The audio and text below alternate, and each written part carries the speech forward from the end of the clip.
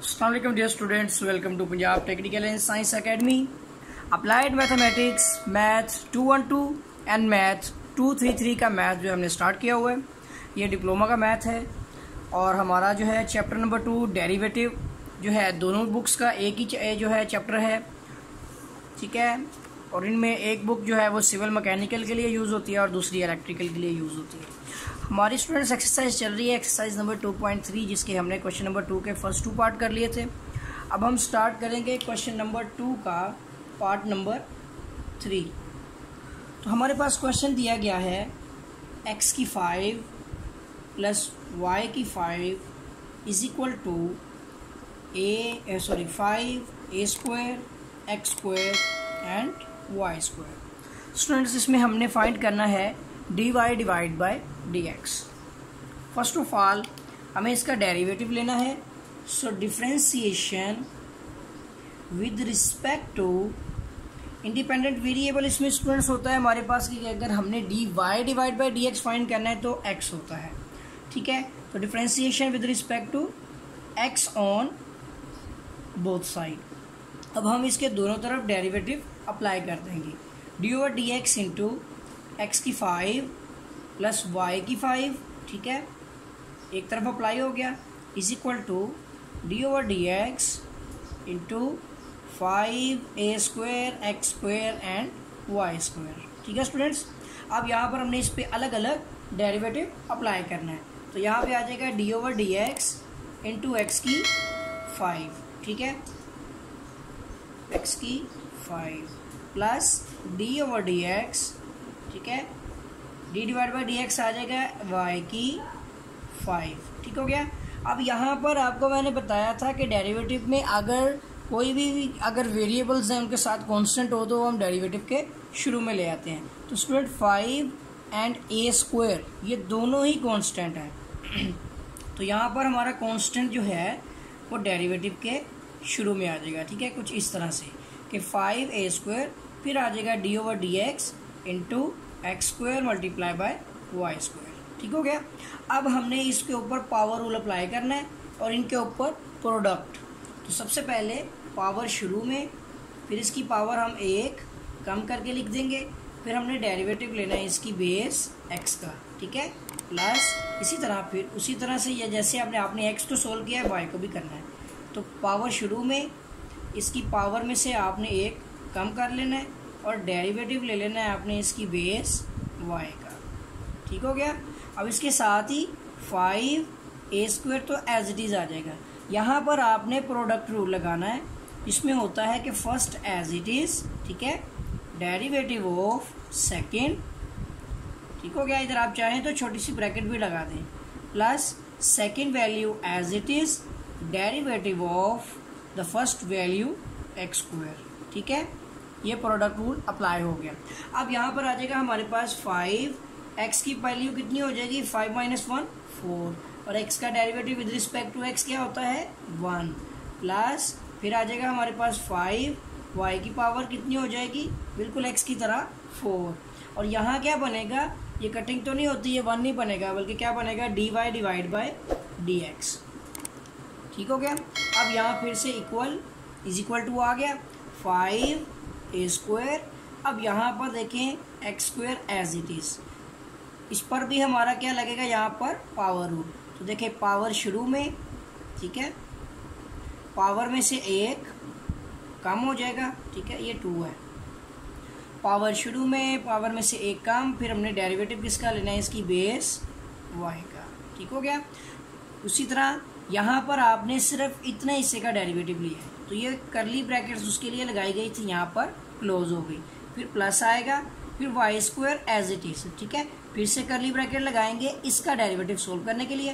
तो फिर आ जाएगा पावर शुरू में, ठीक है, और हम इसकी पावर में से 1 कम कर लेते हैं, ठीक है, और डेरिवेटिव ले लेते हैं इसकी बेस x का, ठीक हो गया। अब डेरिवेटिव मुकम्मल हो गया सेकेंड भी, और करली ब्रैकेट और ब्रैकेट क्लोज, ठीक हो गया स्टूडेंट्स। तो देखिए first as it is, second का डेरिवेटिव सोल्व कर लिया, plus second value as it is और फिर फर्स्ट का डेरिवेटिव सोल्व कर लिया। अब इसके बाद हमने इसको सिंप्लीफाई करना है। देखें यहाँ पर हमारे पास है 5x की 4 ठीक है। हम कलर चेंज कर लेते हैं, यहाँ पर हम लिख लेते हैं, ये देखें 5x की 4 + 5, ठीक है, y की 4, तो इसके साथ रहेगा dy/dx। अब यहाँ पर देखें ये है हमारे पास, इसके साथ मल्टीप्लाई भी होंगे, ठीक है ना। तो अभी इसको एक स्टेप में सोल्व करते हैं। देखिए 5a², ये स्टूडेंट 5a², ये सबके साथ ये प्लस है सेंटर में, एक ये वैल्यू है, ये वैल्यू है, ये दोनों से मल्टीप्लाई होगा, ठीक है। तो देखें 5a² जो है इसने मल्टीप्लाई होना है। सबसे पहले इसमें देखें क्या आता है 2, ठीक है, x², इसमें ये कम हो गया y, तो y आ जाएगा, और ये क्या बन जाएगा स्टूडेंट्स dy/dx। फिर आ जाएगा प्लस, फिर आएगा हमारे पास 2, अब हमारे पास है 1x, ठीक है, फिर हमारे पास है y², ठीक हो गया, और यहाँ पर आ जाएगा ये 1 और ब्रैकेट क्लोज। अब हम इसको मल्टीप्लाई कर सकते हैं, तो देखें 5x की 4 + 5y की 4 dy/dx = अब देखिए 5 × 10 a² x² y dy/dx + 5 × 10, ठीक है, a² x y², ठीक है, और यहाँ पर मुकम्मल हो गया। अब देखिए हमें चाहिए है dy/dx की वैल्यू, क्योंकि हमने फाइंड करना है dy/dx क्या होगा। तो उसके मुताबिक अगर हमने डेरिवेटिव फाइंड करना है तो dy/dx की वैल्यू एक साइड पर इकट्ठी करनी पड़ेगी। लाइट चली गई है, तो हमें क्या करना पड़ेगा यहाँ पर, ये मैं आपको अभी बताता हूँ। 1 मिनट, थोड़ा सा फोकस कर लेते हैं। चलें, अच्छा जी, अब ये है कि हमने dy/dx की वैल्यूज़ को एक साइड पर इकट्ठा करना है। तो यहाँ पर देखें कि जो चीज़ सिंपल है, अब ये 5x की 4 है, यहाँ पर x² छोटा है, x की 4 बड़ा है, ठीक है ना। तो हम इस वैल्यू को इस वैल्यू को इसके पास भेज देंगे और dy/dx को इधर भेज देंगे, ठीक है। तो अब देखें इधर हमने क्या करना है, यहाँ पर हम इसको इस तरह से कर लेते हैं 5x की 4, ठीक है, और ये इधर आके हो जाएगा -10a² xy² = अब यहाँ पर देखें ये dy/dx इस तरफ ही मौजूद है ना, 10a² x² y, ठीक हो गया ना, ये वाली वैल्यू जो है, और ये वाली वैल्यू इधर आकर माइनस में 5y की 4 dy/dx बन जाएगी, ठीक हो गया। अब इसमें से आपने कॉमन लेना है, क्या आता है, देखिए 5 आता है, 5 × 5, ठीक हो गया, एक x इसमें भी है तो एक x भी कॉमन ले लेते हैं। अंदर देखिए हमारे पास आता है x की क्यूब, ठीक है, माइनस, अब यहाँ पर देखिए क्या है, ये 5 × 10 हो जाएगा ना हमारा जो है यहाँ पर, ठीक है, और ये a² भी रहेगा, x² खत्म हो गया और y² आ जाएगा, ब्रैकेट क्लोज। अब इस तरह यहाँ पर हमारे पास देखिए 10a² x² जो भी है। अब यहाँ पर भी देखें अगर हम इसको भी अरेंज कर लेते तो पॉसिबिलिटी, लेकिन फिर भी आप देखें यहाँ पे 5 आ सकता है, ठीक है ना। 5 को कॉमन ले लेते हैं हम एक, और उसके साथ ही यहाँ पर देखें इसमें y की 4 है, इसमें एक y है, एक y भी कॉमन ले लेते हैं, ठीक है।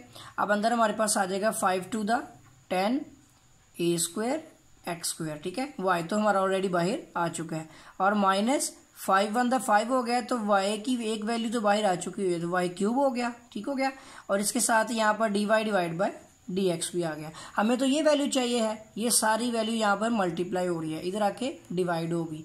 तो इस तरह से dy/dx = पहले तो ये वैल्यू हमारे पास यहाँ पर मौजूद है, ठीक है, x की क्यूब -2a² y²।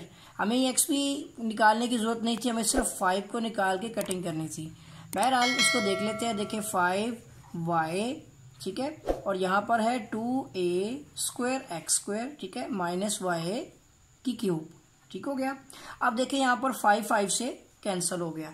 अभी स्टूडेंट्स इसका हम आंसर देखते हैं, आंसर टैली कर लेते हैं कि हमारे इस क्वेश्चन का आंसर क्या है, फिर उसके मुताबिक आंसर बना लेते हैं। वैसे तो हमारा आंसर आ चुका है। देखिए हमारे क्वेश्चन नंबर 3 का आंसर इसी तरह से बना हुआ है, थोड़ा सा अरेंज किया है उसने, ठीक है ना, इन दोनों को शुरू में ले आया है। मैं आपको बुक के मुताबिक आंसर बना देता हूँ।